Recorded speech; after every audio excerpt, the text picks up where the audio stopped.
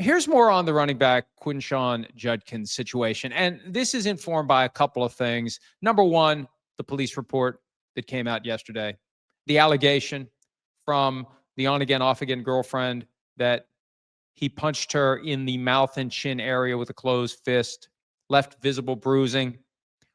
She made the report 5 days after the incident happened. She told police she didn't want to call 911 because she didn't want to create a problem for him. And then after 5 days, she decided it was the right thing to do after talking to family and friends. She still had bruising when she went to the police. She showed them photographs of much more obvious bruising from where she allegedly was punched. He allegedly hit her elsewhere.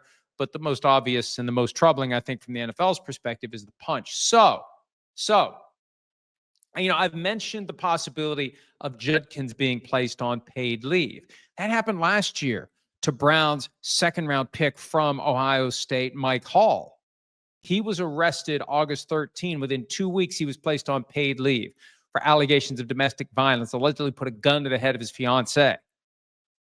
So he got placed on paid leave.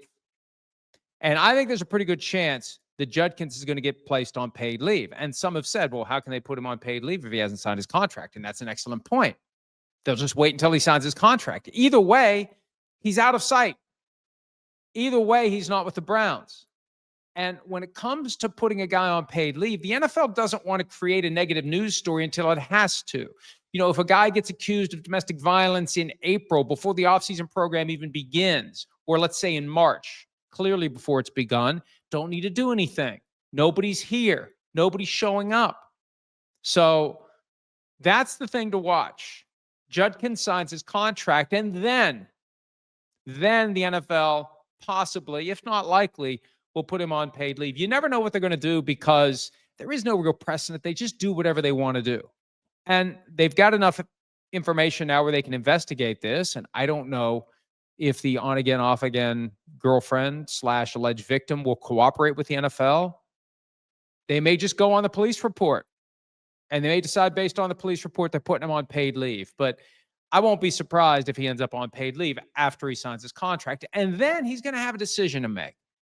Because the whole concept of paid leave is you stay there while your case is pending, until your case is resolved. And then after the case is resolved, you stay there until the NFL decides what to do with you under the personal conduct policy, which can be a lengthy and cumbersome process, especially if you put both of them together.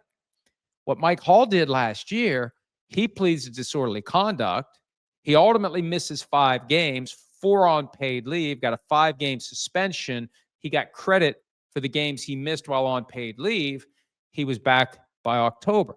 Judkins is going to have to decide, what do I do here? What do I do? What kind of a deal do I strike? Will the prosecutor go easy, or will the prosecutor decide, hey, we know what this guy's trying to do.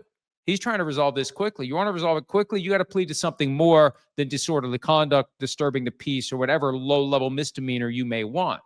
So, yeah, it raises the stakes to get the deal done. I go back to Rashee Rice, and plenty of people still ask me, how is he not on paid leave? Look, I don't know. He's got 8 felony counts pending, and felony counts are one of the ways you can end up on paid leave. But it's not domestic violence, and domestic violence seems to be the thing that gets the NFL to use paid leave. But I guarantee you this, if Rashee Rice had been put on paid leave a year ago, you're damn well certain that criminal case would have been resolved by now. It would have been done. He would have taken his punishment and he would have moved on, because otherwise, yeah, he got paid last year, but you didn't get to play, and guys want to play. So Judkins is going to have to make some quick decisions if he's put on paid leave. And if I had to guess one way or the other, I would say that once he signs his contract, based upon what's in that police report, feels like that's what the league is going to do. But obviously, they're in a position to be privy to much more information than we have right now. Hi, it's Mike Florio. Thanks for watching PFT on YouTube. Hit subscribe for the latest news and analysis from Pro Football Talk.